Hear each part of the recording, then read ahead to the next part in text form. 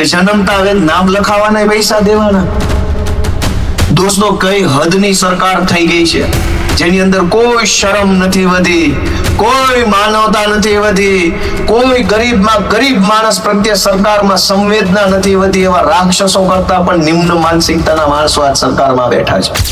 ઘણા નેતાને મેં પોલીસની નોકરી દરમિયાન પડખેથી જોયા, હાવ નજીકથી જોયા, 2 વાર જોયા, 5 વાર જોયા, 10 વાર જોયા. પછી મને એમ થયું આની કરતા તો હું ઘણો ભણેલો હોશિયાર મને આ ધાવ નથી આઈટમ છે. સૌ આગેવાનશ્રીઓ, સૌ વડીલો, યુવા દોસ્તો, અમારા માતાઓ બહેનો, આમ આદમી પાર્ટીના મંચ ઉપર બેઠેલા સૌ કાર્યકર્તા શ્રીઓ, ઢોલ વગાડીને મારું સ્વાગત કર્યું. એ ઢોલ વગાડનાર ભાઈઓ દીકરીઓએ મને ઓવાળના લીધા. એ આપણી દીકરીઓ, મીડિયા મિત્રો, પોલીસ વાળા મિત્રો, આ સાઉન્ડ વાળા ભાઈ, બધાયનો હું 2 હાથ જોડીને ખૂબ ખૂબ આભાર વ્યક્ત કરું છું. સૌનું હું આમ આદમી પાર્ટીની એટલે કે તમારી પોતાની મીટિંગમાં હું સ્વાગત કરું છું. દોસ્તો, જ્યારથી વિસાવદર વિધાનસભાની ચૂંટણીનું પરિણામ આવ્યું છે, ત્યારથી આખા ગુજરાતની અંદર એક નવા પ્રકારની ઉર્જાનો સંચાર થયો છે. ગુજરાતભરના કરોડો લોકો એની અંદર એક નવી આશા જન્મી છે, નવો આત્મવિશ્વાસ આવ્યો છે, હિંમત પણ લોકોની અંદર આવવા લાગી છે. એ બદલ હું વિસાવદર વિધાનસભાના મારા સૌ મતદારોનો પણ આભાર વ્યક્ત કરું છું અહીંયા ઉભા રહી. કેમ કે વિસાવદર વિધાનસભાના મતદારોએ આખા ગુજરાતની જનતાને આશા, હિંમત અને વિશ્વાસ આપવાનું કામ કર્યું છે. વિસાવદર વિધાનસભાની ચૂંટણીની પહેલાની સ્થિતિ જો આપણે વિચારીએ તો આખા ગુજરાતમાં હજારો માણસો રાજનીતિથી કંટાળી ગયા કે કોઈ રાજકારણીઓ ન જોઈએ, કોઈની સભામાં નથી જવું, બધા હરખા છે, આનથી આગા હારા. ટીવીમાં સમાચાર રાજકારણના આવતા હોય તો જોવાનું મન ન થાય. બધાથી કંટાળી કરોડો લોકો એને રાજકારણથી પોતાનો કિનારો કરી લીધો, છેડો ફાડી નાખ્યો કે ભાઈ આની હારે નહીં. ભાજપ, કોંગ્રેસ, વર્ષો સુધી એમની સાથે જોડાયેલા બધા જ નેતાઓએ એવો કંટાળો લાવી દીધો કે રાજનીતિમાં માત્ર પાર્ટીના કાર્યકર્તાઓ, લેભાગુ તત્વો, કોન્ટ્રાક્ટ લેવા વાળા, ટેન્ડર લેવા વાળા, 5-5ની કટકી કરવા વાળા વધ્યા. આમ જનતાએ રાજકારણમાં રસ લેવાનું છોડી દીધું. અને જનતાને રસ લેવાનું છોડી દીધું એટલે સરકારમાં બેઠેલા નેતાઓને હેલો થઈ ગયું કે હવે કોણ જોશે ને કોણ તમને પૂછે છે, બધું ઈના. પણ વિસાવદર વિધાનસભાની ચૂંટણી પછી હજારો લોકો રાજનીતિને ફોલો કરતા થયા, રાજનીતિમાં રસ લેતા થયા. મને યાદ છે કે 23મી તારીખે ચૂંટણીના પરિણામનો દિવસ હતો. જાણે વર્લ્ડ કપની ફાઇનલ હોય ને એમ બધા ટીવી જોતા હતા તે દિવસે. કે હું ગામડાનો છોકરો છું, ગામડામાં જન્મેલો, ગામડામાં ઉછરેલો, ખેતરોમાં રહેલો, માટીમાંથી આવતો માણસ છું. હું કોઈ આવા સત્તામાં બેઠેલા લોકોથી ડરી ફાટી પડ્યું એવો માણસ નથી. એની પાસે જે સત્તા હોય એનો ઉપયોગ કરી લે. હું જોઉં છું કે તમારી સત્તામાં તાકાત છે કે અમારી માટીમાં તાકાત છે, હું જોઈ લઈશ. કે આ યુવાનોની ટીમ જે ગુજરાતમાં નીકળી છે, આગેવાની લઈને હાલે છે, એ યુવાનો સાચા રસ્તે છે. તો હું તમારા બધાનો આશીર્વાદ માંગવા આવ્યો છું કે જો અમે સાચા રસ્તે હોઈએ તો બધાએ અમને આશીર્વાદ આપો, અમારી ઉપર હાથ મૂકો, અમને આશીર્વાદ આપો તમારો, અમારે તમારી જરૂર છે. દોસ્તો, ગુજરાતની અંદર આજ દરેક માણસ દુખી છે અને એની વાત મારે શું કરવાની, તમે જાણો છો. બધાને ખબર છે કે કેટલી વસ્તુની તકલીફ છે. દરેક માણસના જીવનમાં અલગ અલગ પીડાઓ છે, પણ સાંભળવા વાળું કોણ? ગામના તલાટી મંત્રી થી લઈ ઉપર ગમે ત્યાં જાઓ, કોઈ આપણી વાત સાંભળવા વાળું આજ ગુજરાતમાં નથી. નાનામાં નાનું કામ પડે, જન્મ તારીખનો દાખલો કઢાવવો હોય તો 10 ધક્કા ખાવા પડે, ભાઈ સાહેબ પાપા કરવા પડે છે. ક્યાં એમાં આપણે કઈ ખોટું કામ કરાવી લીધું? ભારત દેશમાં ભગવાને એક બાળક મોકલ્યું તો એનું નામ રાખીને એનો દાખલો કઢાવો એવી સામાન્ય વસ્તુની અંદર પૈસા માંગવામાં આવે છે. મારી વાત સાચી છે કે ખોટી? શરૂઆત ત્યાંથી થાય છે. આ દેશમાં ભગવાન જે બાળકને મોકલે છે એ બાળક શું વિચારશે કે જન્મતા હવે નામ લખાવાના પૈસા દેવાના? દોસ્તો, કઈ હદની સરકાર થઈ ગઈ છે, જેની અંદર કોઈ શરમ નથી વધી, કોઈ માનવતા નથી વધી, કોઈ ગરીબમાં ગરીબ માણસ પ્રત્યે સરકારમાં સંવેદના નથી વધી, એવા રાક્ષસો કરતા પણ નિમ્ન માનસિકતાના માણસો આજ સરકારમાં બેઠા છે. એને કોઈ ફરક નથી પડતો કે આપણે કેમ જીવીએ છીએ, આપણા 2-5 પૈસાના રોટલા પાણી કેમ નીકળે છે, કેમ મજૂરી કરીએ છીએ, કેમ લાઇટ બિલ ભરીએ છીએ, કેમ ગેસના બિલ ભરીએ છીએ, બાળકો કેમ ભણાવીએ છીએ, માંદા પડે કોઈ માણસનો કેમ સારવાર કરાવીએ છીએ, એ વાતની ચિંતા ગાંધીનગરમાં બેઠેલા ભાજપ વાળાના છે જે મનમાં નથી. આપણે કેમ જીવીએ છીએ એની કોઈ ચિંતા નથી. ગોપાલ ઇટાલિયાની અહીંયા સભા હોય તો 50 ભાજપ વાળા ફોન કરશે કે ત્યાં ન જાતા, નામ નહીં કરતા, તેમ નહીં કરતા. પણ ઘરમાં કોઈક માંદું હોય, દવાખાનું મોટું આવે, સરકારી દવાખાનામાં ડોક્ટર ન હોય, તેથી એકેય ભાજપ વાળો ફોન નહીં કરે કે હાલો હું લઈ જાઉં તમારા બાપાને દવાખાને. આ વિસાવદરની ચૂંટણી હું યાદ કરાવું, આખા ગુજરાતના ભાજપના નેતા ન્યા હતા. મુખ્યમંત્રી ન્યા, ગૃહમંત્રી ન્યા, કૃષિ મંત્રી ન્યા, વાહન વ્યવહાર મંત્રી ન્યા, પાણી પુરવઠા મંત્રી ન્યા, આખા ગુજરાતના તમામ મંત્રીઓ ન્યા પ્રચાર કરતા હતા. પ્રદેશ પ્રમુખ ન્યા, આખા સૌરાષ્ટ્રના તમામ જિલ્લાના જિલ્લા અધ્યક્ષ ભાજપના ન્યા, તમામ તાલુકાના તાલુકા પ્રમુખ ન્યા, તમામ તાલુકાની એપીએમસી ના ચેરમેનો વિસાવદરમાં, જિલ્લાની એપીએમસી ના ચેરમેનો ત્યાં, તાલુકા અને જિલ્લા એપીએમસી ના ડિરેક્ટરો ત્યાં, તાલુકા પંચાયતના પ્રમુખ ત્યાં, કાઠિયાવાડની તમામ જિલ્લા પંચાયતના પ્રમુખ અને વિવિધ શાખાના ચેરમેનો ત્યાં, તાલુકા અને જિલ્લા ખરીદ વેચાણ સંઘના ચેરમેન અને ડિરેક્ટરો ત્યાં, તાલુકા અને જિલ્લા દૂધ ઉત્પાદક સહકારી મંડળીના ચેરમેનો, ડેરીના ચેરમેન પ્રમુખ બધા ન્યા. આખા ગુજરાતમાં જેટલા નેતા હતા ભાજપના એ બધા વિસાવદરમાં. પણ વિસાવદર વાળા એવો હાવડો મારી લીધો કે આ 2 મહિનાથી એકેય ભાજપ વાળો દાંત નથી કાઢી શકતો હલકા. કાંઈ નહીં ગઈ છે કાંઈ. એકેયના મોઢા ઉપર નૂર નથી, એકેયના મોઢા ઉપર ચમક નથી વધી. 2 વસ્તુ રહી દારૂ. હું તમને એમ કેતો કે તમામ ન્યાય આવ્યા. હું તો રાજકારણમાં નવો આવ્યો છું. મારી તો ઉંમરે નાની છે. હું અત્યારે 36 વર્ષનો, હવે ચાલુ થયો મારું 36મું વર્ષ. હવે તો હાવ નાની ઉંમરનો માણસ છું.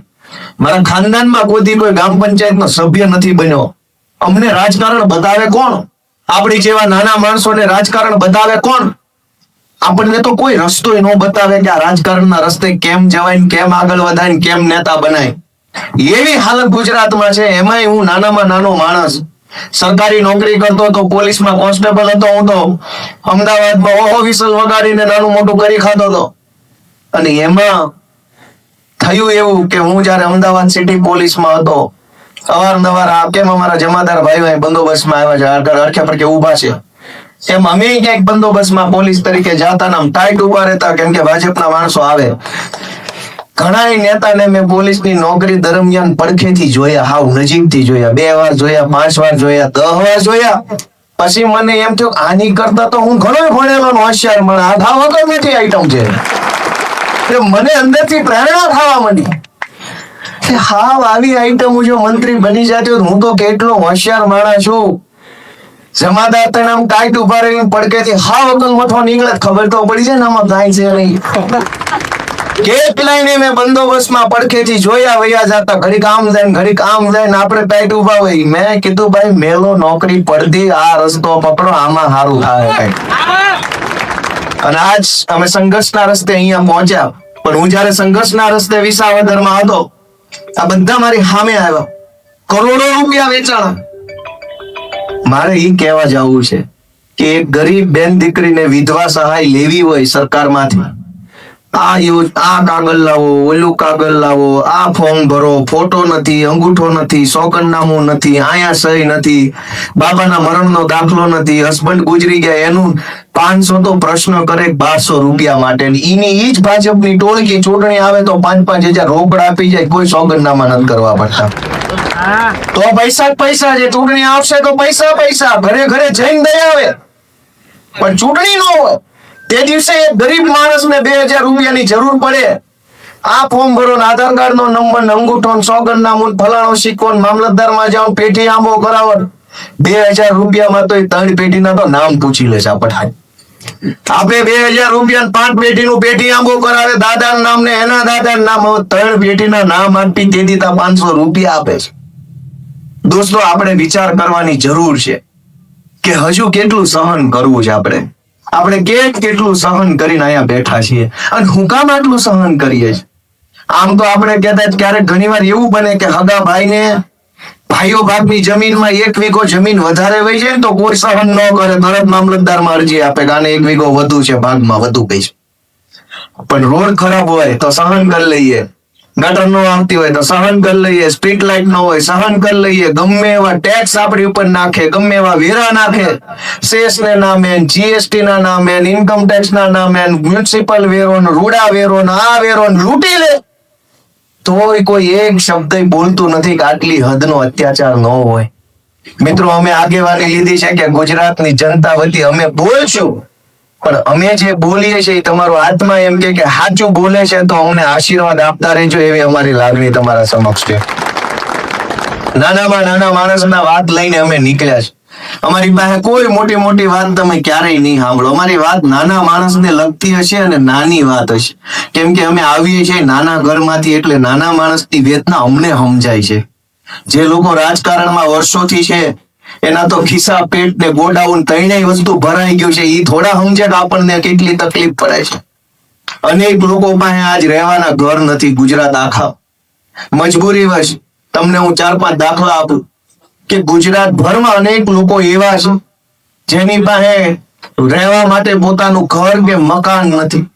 લાચારીમાં, મજબૂરીમાં સરકારી પેશકદમી વાળી જમીન ઉપર એ નાનું મકાન પેલા બનાવે, વખત જાતા 5,000 નો ખર્ચો કરીને હારી વંડી બનાવે, વળી વખત જાતા બીજા 10,000 નો ખર્ચો કરીને હારું છાપરું કરે, વળી વખત જાતા 10,000 નો ખર્ચો કરીને થોડુંક વ્યવસ્થિત કરે. 15-20 વર્ષ સુધી પેશકદમી વાળી જમીનમાં એ મકાન હારું બનાવી લે, પછી ઓલો ભાજપનો માણસ આવે કે તારું પેશકદમી છે ને તારું પાડી દસ ને નોટિસ અપાવું, તલાટી notice, DDO notice, DDO notice. ગરીબ માણસના રહેવાના ઘરનું છાપરું ન હોય તો સરકારને એટલી શરમ કે દયા નથી કે આને 100 વારીઓ પ્લોટ પહેલા આપી દો એટલે વર્ષથી રહેતો થાય. પણ એક નાના માણસનું ઝૂંપડું પાડી દેવા માટે આખી સરકાર નવરી બેઠી છે, પણ ગરીબને પ્લોટ આપવા માટે કોઈ નથી આ સરકાર. અમે અનેક રજૂઆત કરી, મુખ્યમંત્રી કાગળિયા લઈને આપ્યા જ કરું છું, પણ હવે એ રીતે છે ને મીઠા થઈ ગયા છે બધા સરકારમાં બેઠેલા માણસો. એને બધી ખબર છે કે જનતાનો આત્મા નહીં જાગે ને ત્યાં સુધી કાંઈ ફરક નહીં પડે. હું તમારા આત્મા જગાડવાની વિનંતી કરવા માટે તમારી વચ્ચે દીકરો બનીને આવ્યો છું કે આપણા માટે શાળામાં માસ્તર નથી, દવાખાનામાં ડોક્ટર નથી, બસોમાં ડ્રાઈવર નથી, ગામમાં બસ નથી, આપણા માટે સ્ટ્રીટ લાઇટના થાંભલે લાઇટ નથી, ભોં ઉપર હારા રોડ નથી, ભોં હેઠે ગટર નથી, આપણા માટે કાંઈ નથી, અને તોય આપણે એના માટે મત આપીએ છીએ. આ તો વિચારવા જેવી વાત છે ભાઈ બધાએ કે ક્યારે આપણે જાગશું, દુનિયા ક્યાં પહોંચી. ભાજપની સરકાર એમ વાત કરે છે કે દેશને વિશ્વ ગુરુ બનાવી દો. વિશ્વગુરુ આપણો દેશ બને તો એનાથી મોટી ગર્વની વાત શું હોય? એમાં તો મને ગર્વ થાય, પણ ગામની નિહાળમાં માસ્તર ન હોય તોય ગુરુ બની જાય. સરકારી શાળામાં માસ્તરો નથી, દવાખાનામાં ડોક્ટરો નથી, ક્યાંય કોઈ વ્યવસ્થા નથી, અને છતાંય વિશ્વગુરુ કેવી રીતે બનશે? દુનિયાના દેશો ક્યાં પહોંચ્યા અને આપણે જુઓ હજુ રોડ બનાવવાના આંદોલનો કરવા પડે છે. દુનિયાના દેશોમાં ક્યાંય આપણે બધા ઇન્ટરનેટ થી જોડાણેલા માણસો, તમે ક્યાંય જોયું કે અમેરિકામાં, કેનેડામાં, ઓસ્ટ્રેલિયામાં રોડ બનાવો, મુર્દાબાદ મુર્દાબાદ કરવું પડે? આઝાદીના 75 વર્ષે હજુ તો આપણે રોડ ઉપર રટક્યા છીએ. આકાશ ઉપર તો કેદી પહોંચશું આપણે, ચંદ્ર ઉપર ને મંગળ ઉપર?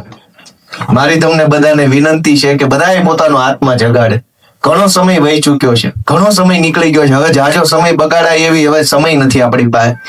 અમે તો બધા આમ આદમી પાર્ટીના આગેવાન તરીકે સમાજનું કામ કરીએ છીએ.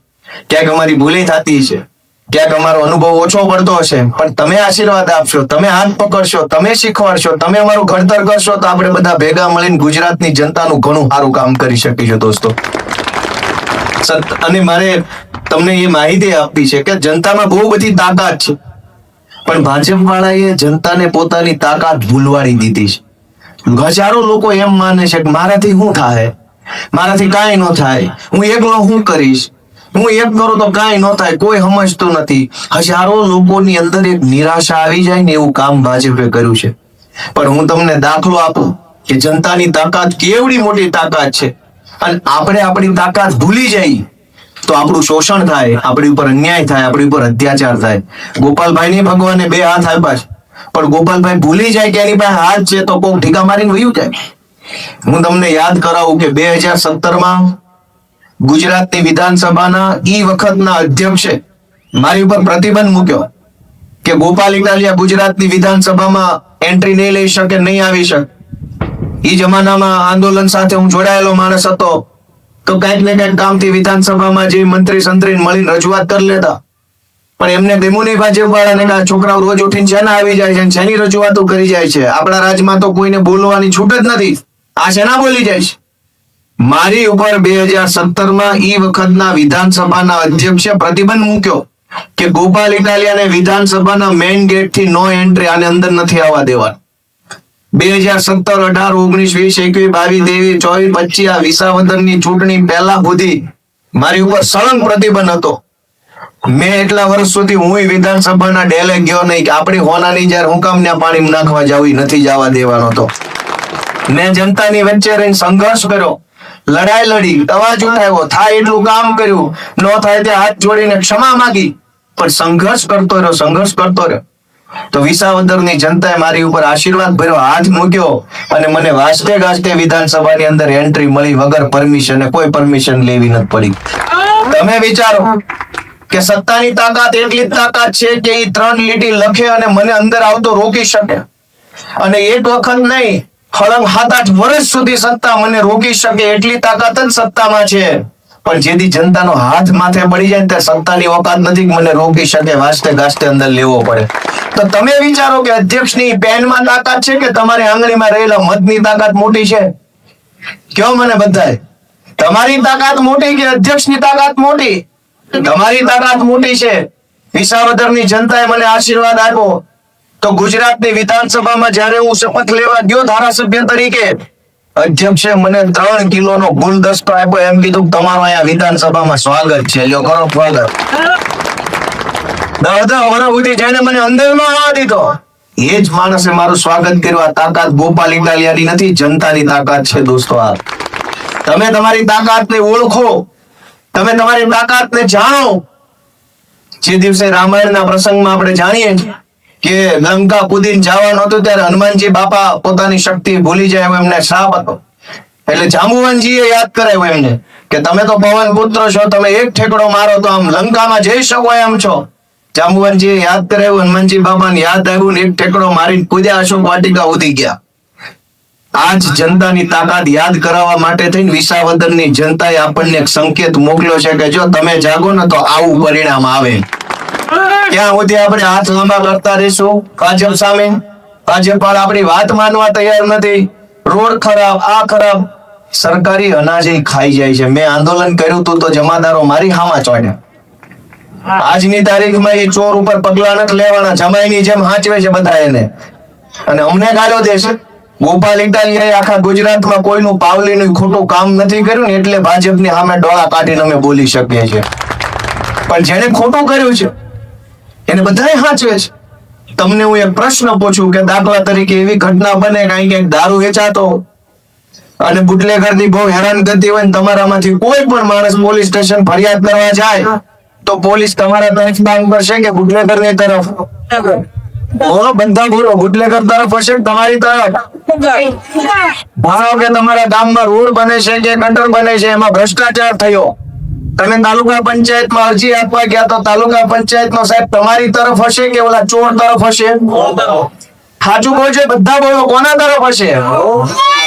કે જમીનનો કોઈ લોચો આવ્યો, કોઈ જમીન માપ કે જમીન પચાવી પાડી, તમારી કાયદેસરની જમીન છે, તમે મામલતદારમાં જાઓ કે કલેક્ટરમાં જાઓ, કલેક્ટર કે મામલતદાર તમારી તરફેણમાં હશે, બોલા માફિયાની તરફેણમાં હશે.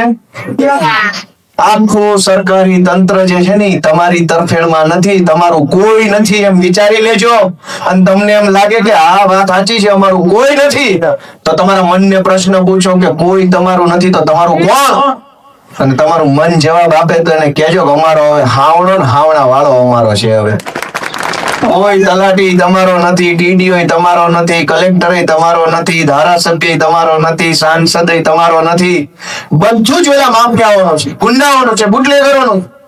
ગરીબોનું કોણ? તમારું તો હવે તમારા દીકરા આવ્યા છે, અમે બધા તમારા દીકરા બનીને આવ્યા છે, અમે તમારા છીએ, અમને આશીર્વાદ આપો, અમારી ઉપર હાથ મૂકો તો અમે અને તમે ભેગા મળીને આપણા બધાનું કઈક સારું ગુજરાતમાં કરી શકીએ દોસ્તો. અને એટલે આજે તમે બધા આટલી વિશાળ સંખ્યામાં આવ્યા, હું તમારા બધાનો આભાર માનું છું. મને બહુ ખુશી થાય છે. સંઘર્ષનું પહેલું પગથિયું ચડો ને પછી મજા આવે. એક સમય હતો આ વેરાવળમાં અમારી સભા હતી, ત્યારે અમારું ભૂંગણ ખાલી રહેતું હતું, કોઈ અમારા ભૂંગણે બેહતું નહીં. મંચ ઉપર માણા ન હોય ને હામી માણા ન હોય, અમે ને અમે 4-5 જણા અંદર મતતા હતા. પણ અમને એ વાતનો વિશ્વાસ હતો કે અમારી વાત સાચી છે, અમારો રસ્તો સાચો છે, અમારી દાનત સાચી છે. તો 1000 હાથ વાળો એક વખત અમારી સામું જોહે એવો અમને ભરોસો હતો. અને 1000 હાથ વાળા સામું જોયું તો આખું ગુજરાત અમારી સામે અત્યારે જોવે છે હવે આશાભરી નજરે. અને મને એ કહેવામાં ગર્વ થાય છે કે વિસાવદરની ચૂંટણી વખતે ભાજપ વાળા એવો પ્રચાર કરતા કે આ ગોપાલ ઇટાલિયા જીતશે તો સત્તા ભાજપની છે, તમારું કામ નહીં થાય. ગામડે એવો પ્રચાર આવતો. પણ તમે આજ જો હકીકત શું છે કે વિસાવદરમાં કામ તો થાય છે, પણ વિસાવદર વાળી થશે એવું કહો તો ગમે ત્યાં કામ થવા માંડ્યા છે. ખાલી એટલું કહેવું પડે કે વિસાવદર વાળી થાય. બોલો ખૂંટીઓ લાલ લુગડું છે ભટકે ને એમ ભાજપ વાળા ભડક્યા કરે છે. વિસાવદર નું નામ ન લેતા કે મારા બેટા વંડિયું ઠોળ્યા જાય છે. વાત સાચી છે કે ખોટી? કામ એક સાચો માણસ જો હામો પડી જાય ને તો સત્તાની સત્તા હલી જાય છે. એ દાખલા આજ દેશમાં થયા. અંગ્રેજોની 200 વર્ષ જૂની સત્તા હતી, પણ એક સાચો માણસ ગાંધી હામો મળ્યો, ભાંગીને ભૂકા થઈ ગયા. અંગ્રેજોની સરકારના દેશ છોડીને ભાગી જવું પડ્યું દોસ્તો. એક સાચો માણસ હામો મળવો જોઈએ. અત્યાર સુધી ભાજપને બધા અંદર ખાને મળેલા હતા, એને કોઈ ખરેખર વાસ્તવિક રીતે લડવા વાળા માણસો નહોતા. ભાજપની સામે જે હતા, ભાજપ એને ખરીદી લે, ભાજપ એને જેલની બીકે લઈ લે, પૈસા આપી દે, ગમે એને ખરીદી લે. અને ઉભારો લીધો તો ભાજપ વાળાએ. આ ધારાસભ્ય ખરીદી લો, ઓલો એને ખરીદી લો, આ સાંસદ એને રોકડેથી લઈ લો, આને ટેકન ભાવે લઈ લો, બધાને ખરીદી લીધા. વિસાવદર વિધાનસભાની ચૂંટણી પહેલા મેં ચેલેન્જ મારેલી કે ખાલી ગુજરાતમાં નહીં, આખા ભારત દેશમાં ભાજપ પાર્ટીમાં કોઈ માયનો લાલ હોય ને તો ગોપાલભાઈ ઇટાલિયન બીવડાવી બતાવે તો કે કોઈ મરદ એમાં છે. આજે એ ચેલેન્જ છે. વેરાવળમાં આવીને નિતેશભાઈ ફોન કરીને બીવડાવવા વાળા જે કાંઈ લુખાઓ હોય, તમે એકવાર અમને બીવડાવો ને, અમે જોઈએ કે તમે કેવા બીવડાવવા વાળા છો. દોસ્તો બધા એવા ન હોય. કોક માણસ હોય એની માએ ઊંટ ખાઈને ઝીણ્યા હોય એવા જે હામાં પડી જાય ને તો મૂળિયા કાઢી નાખે. અમે ઈ માણસો છીએ. અમે કોઈ સત્તા બત્તાથી બીતા નથી, અમને કોઈ સત્તાની લાલચ નથી. તમે આશીર્વાદ આપશો ને જે બનાવશો ઈ વટથી બનશે. બાકી ભાજપની ભીખમાં આપેલી ટિકિટ ઉપર તો હું છે ને તલાટી મંત્રી બનવા રાજી નથી. કોઈ વસ્તુ નથી બનવું જીવનમાં. મા બાપે જે આપ્યું, ભગવાને જે આપ્યું, 1000 હાથ વાળાએ જે અમારા હાથમાં આપ્યું એમાં સંતોષ છે. ભીખમાં કાંઈ ન જોઈએ ભાજપની, પણ અધિકાર હશે તો પાવલીનો અધિકાર જાતો નથી કરવાના, એ બાથી જ લઈ લેવું. પાવલીનો હક હશે તો ભીખમાં લાખ રૂપિયા ન જોઈએ, પણ હકની પાવલી જાતી નથી કરવાની. એવી માનસિકતાથી લડવા વાળા લોકો અમે છીએ દોસ્તો. અને એટલે તમારા આશીર્વાદની આશા રાખીએ છીએ કે ઘણું સહન કરી લીધું, ઘણું ખોટું.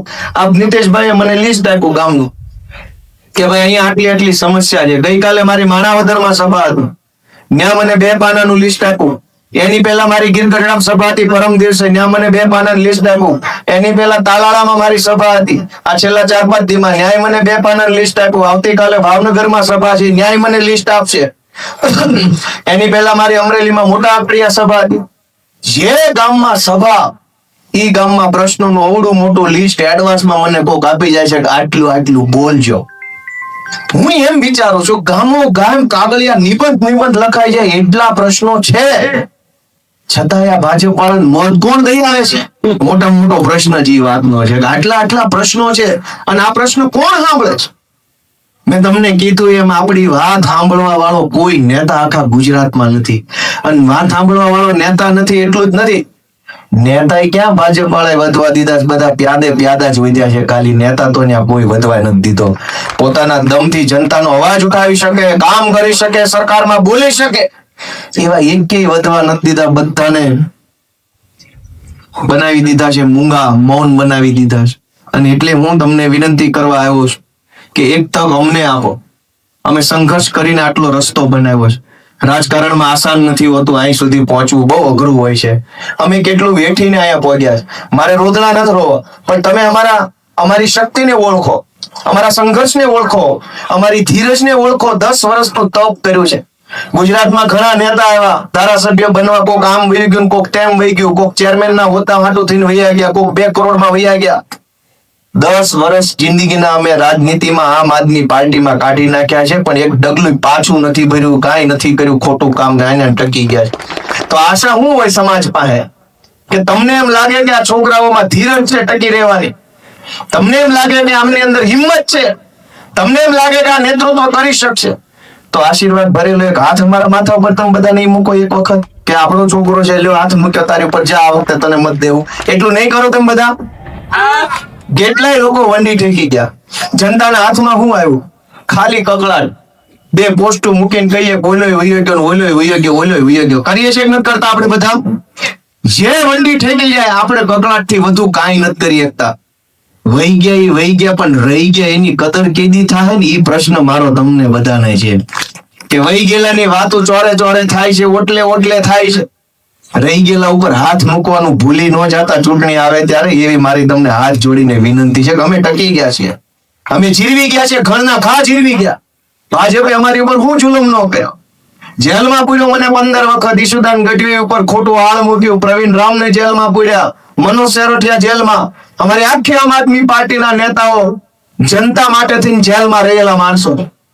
ગુજરાતમાં 2 પાર્ટી છે. એક પાર્ટી છે ભાજપ, જેમાં જેલની બીકે ભાજપમાં છે, એ બધા ભાજપમાં છે, જેલમાં ન જવું હોય. અને જનતા માટે જેલમાં રહેવાનું મંજૂર હોય એ બધા આમ આદમી પાર્ટીમાં છે. જેલની બીકે ભાજપમાં હોય એને તમારો મત મળશે કે તમારા માટે જેલમાં જવા તૈયાર હોય એને તમારો મત મળશે, તમારાથી નિર્ણય લઈને ઊભું થવાનું છે. અમે સંઘર્ષ કરીએ. આ અમારી યુવા ટીમ છે, તમે મંચ ઉપર બેઠેલા બધા જોઈ લો. કોઈને સ્વાર્થ નથી. ટિકિટનો સ્વાર્થ હોય તો ભાજપમાં જવું પડે, હોદ્દા જોતા ભાજપમાં, રૂપિયા જોતા ભાજપમાં, જે જોઈએ એ બધું અત્યારે મળે છે ભાજપ. અહીં શું મળે છે? અહીંયા તો આ સાઉન્ડ ના ફાળો કરીને કાઢવા પડે છે અમારે. આ ખુરશીનો ફાળો કર્યો હોય છે, આ મંચનો ફાળો હોય છે, આ બધાના પૈસા હોય છે. મને ખબર છે કશું જ મળતું નથી, છતાંય આ કામ કરીએ છીએ. શું કામ? કે અંદરથી પીડા થાય છે કે આ ગુજરાત આપણું છે ને, ગુજરાત સાથે આ નેતાઓ ખોટું કામ કરી રહ્યા છે. અને એટલે બધા પોતપોતાનો સારો કામ ધંધો હતો તેમ છતાંય રાજનીતિમાં સમય આપે. આ કોઈ કઈ નવરા નથી કે કોઈ કઈ આમ અનાથ આશ્રમમાં આવેલા નથી. હવને ઘર પરિવાર, બૈરા છોકરા, જમીન મૂડી બધું છે, છતાંય તે જીવના જોખમે ભાજપના ગુંડા સામે, સરકારી તંત્ર સામે, માથાભારે માણસો સામે લડે છે.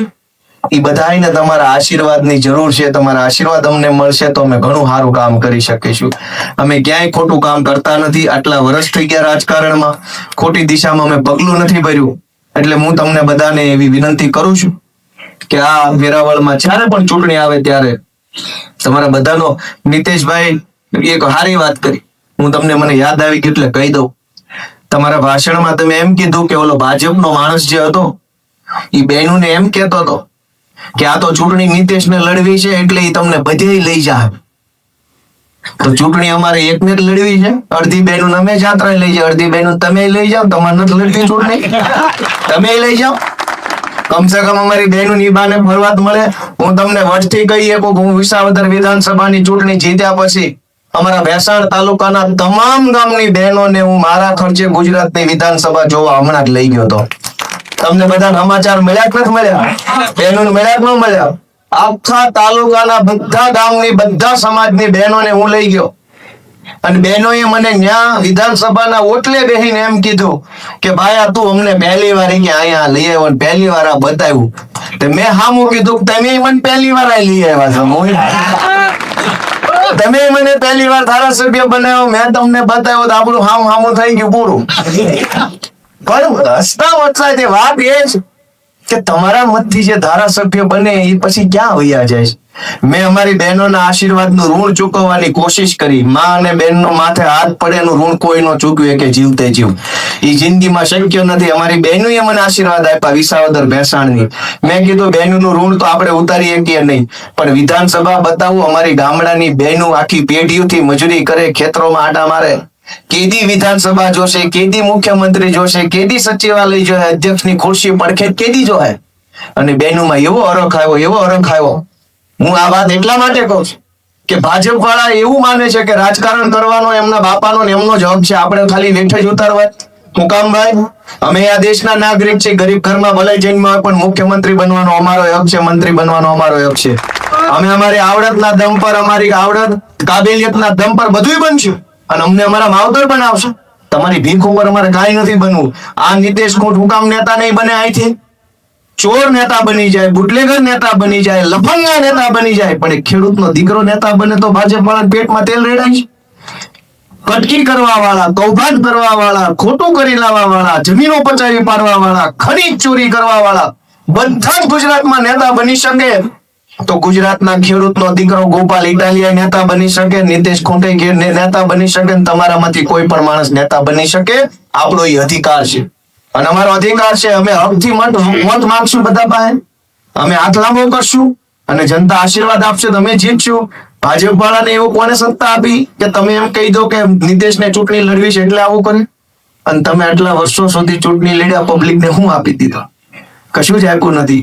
એટલે મિત્રો, હું તમારા દીકરા તરીકે, તમારા નાના ભાઈ તરીકે તમારી પાસે આવ્યો છું કે એક વખત અમને આશીર્વાદ આપજો, અમને શીખવાડજો. અમે રાજકારણમાં નવા આવ્યા છે, અમારી દાનત બિલકુલ ખરાબ નથી, ઘણું સારું કામ કરવું છે, પણ તમે આશીર્વાદ નહીં આપો તો અમે શું કરી શકીશું? એટલે હું બહુ વિનમ્ર ભાવે તમારા દીકરા તરીકે આટલી વાત તમને કરું છું. તમે બધાય આટલી મોટી સંખ્યામાં અહીંયા ઉપસ્થિત રહ્યા, ખૂબ હરખ સાથે તમે મારી વાત સાંભળી, અમારા બહેનોએ મારી વાત સાંભળી, એ બદલ હું સૌનો હૃદયપૂર્વક ખૂબ આભાર વ્યક્ત કરું છું. અમારા આમ આદમી પાર્ટીના સૌ કાર્યકર્તા દિવસ રાત મહેનત કરે છે, આ યુવાનો, એનોય હું આભાર માનું છું. સૌથી અઘરું હોય છે રાજકારણ. છેલ્લી વાત કહી દઉં કે સૌથી અઘરામાં અઘરું હોય છે રાજકારણમાં કામ કરવું.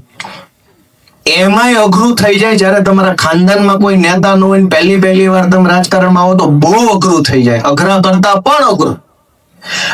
કરતા અઘરું ને એના કરતા અઘરું ત્યારે થઈ જાય ત્યારે તમે ભાજપ ને કોંગ્રેસ નહીં પણ હાવ નવી આમ આદમી પાર્ટીમાં જાઓ.